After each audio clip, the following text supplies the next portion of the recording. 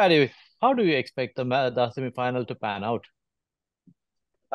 That's a very good question. My honest answer is I don't know because you've got two teams who have probably got an equal opportunity of winning the game.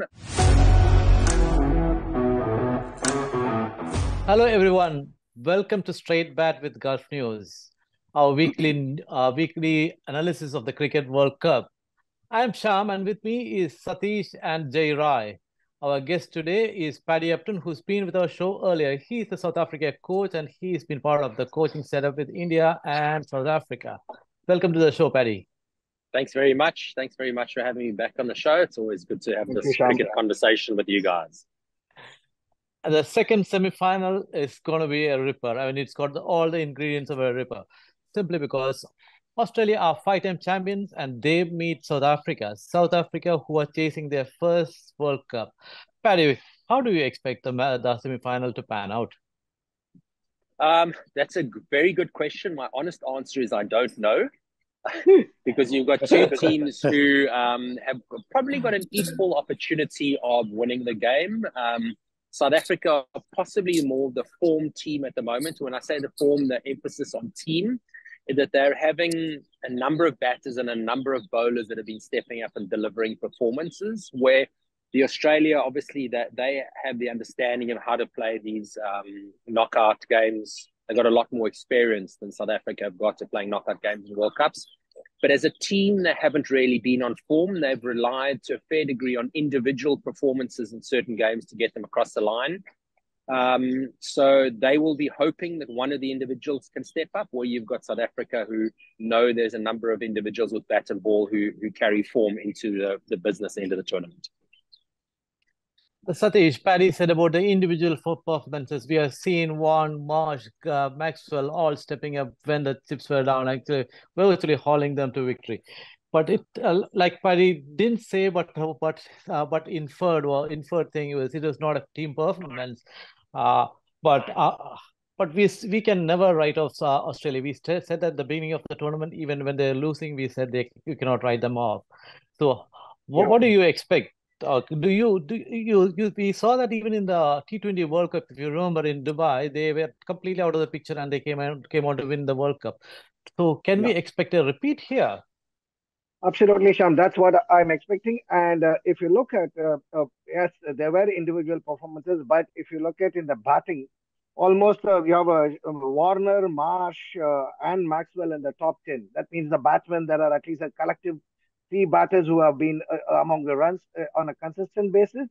That's one. And I would say, like, Smith is still not fired, and he is a big match player, and he can be a danger in these kind of scenarios where he will come out and play his best. So I would say, batting wise, Australia is still very, very strong or as working as a team. Yes, individual performances have come in on certain matches, but on the whole, they have all been scoring runs as a collective unit. It is probably just that the bowling, you have a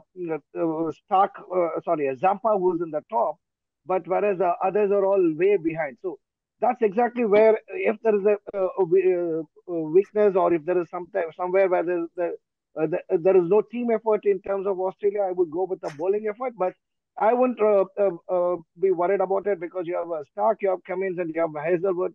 All are very have played plenty of matches on those conditions and IPL conditions. They are done well.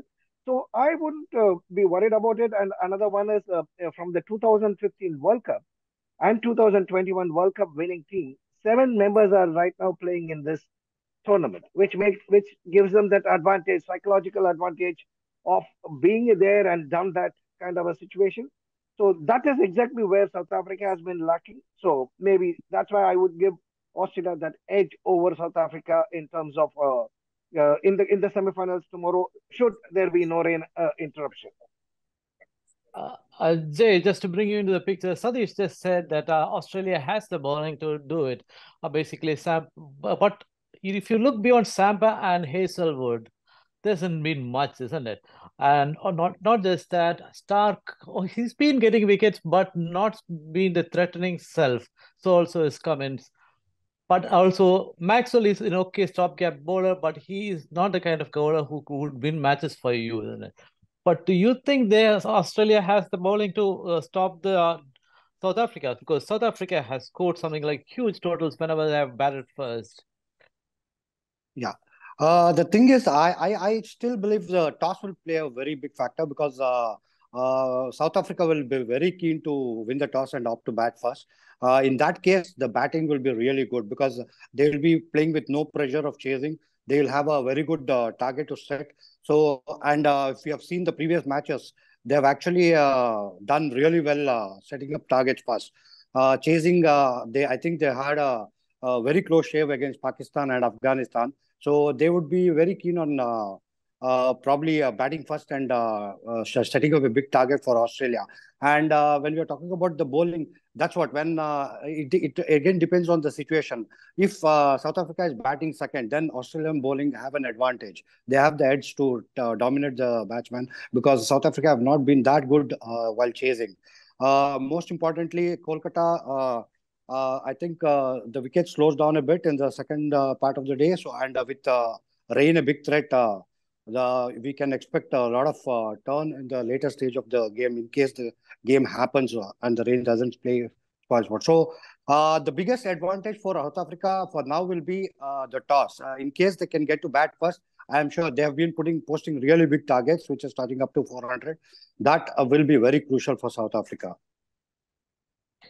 Paddy, just to take on what Jay said, South Africa has been scoring big. They have posted huge totals, but most of them have come when they were batting first. And two of the losses came when they were chasing. So is chasing a problem for South Africa? So, the fact that it's happened sufficient times now to suggest that there is a trend, I have no doubt that trend would be weighing to some degree in the player's mind. And yes, there is a problem at the moment. It doesn't mean that they can't overcome it during the business end of the tournament, but they do have a problem. And when one looks at the concept of batting versus bowling first, when you bat first, there isn't the scoreboard pressure. And when you're batting, there's only one individual on strike. Even the batsman who's not on strike at the other end, there's no pressure on you when you're standing at the non-striker's end. So the pressure when you're batting is on one person's shoulder. And there's very little pressure batting first. Compared to when you're batting second, there is scoreboard pressure, and that scoreboard pressure literally sits on one person's shoulder. That's the bat on strike. And South Africa, with their choking reputation, I'm not sure if this is playing out. I'm sure it's somewhere in the back of their minds. And you add to that the reputation they're gaining now of struggling to chase. I think that's got something to do with individuals aren't able to stand up and really burden the shoulder responsibility of seeing a chase through to the end. For example, like a Virat Kohli, Virat is the best proponent of shouldering the burden of a chase and knowing how to do it. South Africans don't have that. Whereas when you are defending with a ball in the second innings, you're fighting together. There's 11 of you fighting to defend a total. And somewhere in the back of players' minds, you can be out in the field and hoping a bowler does it, or hoping a fielder pulls up a great catch or a great run out. So you can almost hide, or you share the responsibility for winning or succeeding in defending a total when you're in the field, compared to the pressure being on one person, the bat. That South Africa, at this stage, I don't think they will be very confident. And you're quite right. I think it's going to be very much a case, particularly with the Kolkata wicket changing slightly, a bit of weather being forecast, that I think tomorrow may well be a case of, or the game again between these two teams is going to be a case of win the toss, win the game. Satish, you earlier talked about how the South African bowling as well. Do you think they are missing a bowler shot in terms of a spinner? I think so, Sham. They are relying too much on the paces. Of course, you have three fast bowlers who have done well. They are in the top 20 in terms of the top wicket takers. Yes, I would say, because coming to the business end of the tournament, you would probably need one more spinner. I think they might be banking on Markram to fill that role, but I don't think that would be a good idea in a knockout game like a semi-final. So probably they might end up playing Tabriz Shamsi than another fast bowler, because obviously with the wickets slowing down and coming to the semi-finals, they would probably play an extra spinner. And if you look at in world cricket, there are only two left-arm wrist spinners, Kuldeep Yadav and Shamsi. So probably they would be wanting to use that novelty factor against Australia in the semi-finals, which could actually be a big advantage to South African bowling. Jay, you said about South Africa and especially if they win the toss first. If they say if they were forced to chase, do you think they could get over the Australian score? When Paddy quite clearly elucidated how the pressures work. Do you we know South Africa has a history of choking in big matches. Do you think when they're chasing, will that choking kick in? Yeah, that can be a factor, but Quinton has been in real good form, and South Africa will hope he comes good again, because once he gets set, then South Africa have a very good chances of chasing even a big score. Because Quinton has been playing, he's been very dominant in this World Cup. He's got 3 centuries, if I'm not wrong, and that start is what South Africa needs if they're chasing. They have a real good batsman. There's also an issue of the captain, the injury concern. So we are not sure whether he is fit, but he's still not showed that kind of form he actually is capable of. So if Quinton de Kock and this Bauma give a very good start for South Africa, then even a score above 350 also is chaseable. The only problem so I have seen so far during the chase, and why it's gone so down the wire, is because Quinton de Kock has flopped. After that, there's runs been coming in, and South Africa has the batting order till even Keshav Maharaj can bat in. We have seen that against Pakistan. So with a strong lineup, they basically will be relying heavily on a good start, and that I think Quinton de Kock can give them. Jay, I'll just stay on, and I just have a tricky question for you. Temba Bauma have been having a very bad tournament. So in a critical semi-final like this, do you think he should drop himself? I wouldn't touch, because I was just having a look at his stats. It's very interesting. Though on his day, if he comes good, he can actually turn the game around. He's capable of that, and that's the reason why they're pushing with him. Because if he gets going along with Quinton de Kock, who's already in such a good form, South Africa will have the best bet for having a very good opening slot. So I think they should push for him in case he's fit. So given his current condition, there's no actual update on his the injury. So if he's fit, I would suggest he should be taken into the squad. Okay, Paddy, I just got a tricky question for you too. South Africa has a history of choking. When the critical matches they tend to when this come apart. Uh, what does that happen? It's not happened once or twice. It's been happening over several years in the World Cup. So why does that happen? So I think that the choking label it's probably more just a unlucky marketing success than an actual thing. If we go back and look at some of the tournaments South Africa have been knocked out in, there's been genuine bad luck or things have gone against them. It's not been a case of choking. And the reality is only one team can win a final every 4 years. The other teams all, at some point, can be blamed for choking in the quarterfinals or semifinals or even coming second in the finals. So I think it's to a fair 50%, it's an unfair label. And maybe there's only 50% truth or validity in the label that they've got. And there is some scarring, but probably that scarring of the chokers label sits more in the fans' minds than in the players' minds, because there's not many of these players in the current team who are involved in any form of choke, so to say. They're a fairly young team. They're not that experienced. So I don't really think they'll suffer too much from that, the weight of that choker's label around their neck. And as I said, I think part of that label is actually, it's not necessarily valid. It's just been a marketing success, if I could put it that way. Does it impact the team psychologically, Paddy? I won't say that it impacts the team. I would probably say some individuals it does impact, but I don't think it would impact them any differently to an Australian or an Indian team where players look at a game and they go, we hope we win and we really don't want to lose. And when you're really hoping to win and hoping not to lose, your mind is focused on the future, either hoping for a good result or hoping for not a bad result.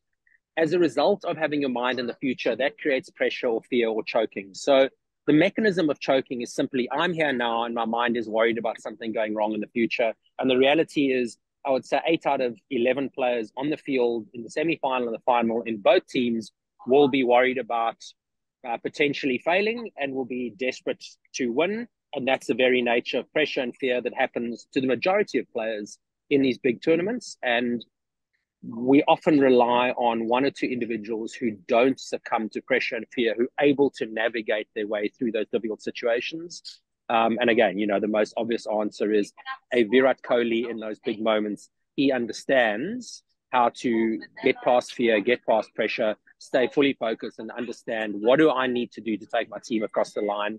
And there's no team that's got more than 2 or 3 players in these final 4 now who are actually able to do that. Kane Williamson can do it, Steve Smith can do it, Virat can do it. Quinton de Kock, to a degree, can do it, although he doesn't have a great record of being really successful chasing. But so there's not many players who can actually do it. The rest will suffer fear, pressure, and to some degree will choke. Whether it plays out in the game or not is a different story, but if it happens in their head, I'll almost guarantee that it will. Satish, I have a completely opposite question for you. Just as we talked about South Africa, Paddy, like Paddy said about the mentality, Australia seems to find some way to win all the time. Yeah. Why I mean, you can, like we said, we can never write a Australian side off, even when the chips are down. What makes them tick? Sham, I think as Paddy said it in a way, it's the self-belief. Like they believe in that they could deliver at any time. They believe that they have the individuals who could deliver. So this is the mentality that has helped them win 5 World Cups so far in 50-over World Cups and a couple more in the T20. So basically, again, what has happened is they've also done that in the past. So that pedigree also helps them to believe that yes, we could do it. So it's all about confidence. Once you have the confidence, I think just take a case in point, like the same bowler or a same batsman is a different player in the net where there is no out, whereas the player is different on a match situation, especially when in tougher situations. So it's all about the pressure. And if the pressure doesn't affect you, you'll be able to perform better. I think that's what the Australian teams over the years have learned, how to handle the pressure and not get affected by whatever is happening on the field, and give their best and throw the kitchen sink into the opposition, just the way Maxwell has done it to Afghanistan when from 91 Yes, for 7 he took. I was coming to that. I mean, that is, you are down and out almost at that point of time. Look at how he pulled out. Exactly. That never die spirit. That's there with every single player there. I think that's the culture that they are brought in. More to do with the way they are brought up from the younger stages to all the way up to the Australian team. I think that's the way they play. They are the first ones to play the attacking brand of cricket after Western days. If you look at from '87 onwards, when they won their first World Cup. So I think it's a lot more years in between. There was a bit of a lull, but yes. And again, as Paddy rightly said, you have one player whom you could bank on big situations. If you have such a player, obviously that gives that extra confidence among the others, saying that yes, even if I fail, there is this guy who will come up. The same with Steve Waugh. When you have 25 for 5, he will come and play a 100 or a 200 in a test match or a one day. So again, going back to that Steve Waugh, that catch reminds me 1999 semi-final between Australia and South Africa. Mate, you just dropped the World Cup is still But that's coming not to my mind. that is not true. But that's not true. But That's a media famous, creation. famous creation by the media. Yes, but in all, I think it's a contrast between two balanced sides, pretty much working on the same equal composition. So I think if there is no rain, it'd be a great to watch tomorrow. Paddy, last question to you. Can South Africa win their first World Cup? They can win their first World Cup, yes. If they get across the line tomorrow against Australia, we don't know who they're going to meet in the final. I guess there's a very good chance they meet India. And the only advantage South Africa will take into the game, if they do play India, is South Africa will have nothing to lose because nobody really will expect them to win other than the South African players' moms and dads are probably the only people who would genuinely believe they could win. The rest of South Africans will be hoping you can beat an incredibly informed Indian team if they should meet in the final. Whereas India has everything to lose, regardless of who they play. Today, in the game against New Zealand and in the final, India, the form team, they've got everything to lose, and whoever plays them can play with freedom without knowing that there is no expectation of our fans that we're actually going to beat this team because at the moment they're so good. So mentally, if South Africa meets India, they will have something of a bit advantage of nothing to lose, although they do say, and I do believe it, that the two teams that need to be most feared is number one, the team that's full of confidence, and number two, the team that's got nothing to lose. And if South Africa meets India, you've got one team that is full of confidence and another team that's got nothing to lose. So it'll be a great battle. But obviously, the India, the informed team with bat and ball, there's no doubting that. And Shyam, Yes, just before sorry to take it on, between these two teams, if you look at, South Africa has got a clear upper hand because they won the last 4 games out of the six, I think. Yeah, because they came back from 2 down, beat Australia at home with a 3-2 margin, and then beat again Australia in the league phase. So the confidence is with South Africa in tomorrow's game. Let's see. Yeah, that should make for a superb semi-final tomorrow, and hope it'll live up to our expectations. That's it. That's all from us today. Thank you very much. Thank you for tuning in. Thanks, Paddy. Thanks for you, rest of the guys. Thanks a lot, Paddy. For, Thank you, Shama. Thank you. Thanks, guys. For all the latest updates and breaking news, please log on to Gulf News and all our social media channels. Thank you.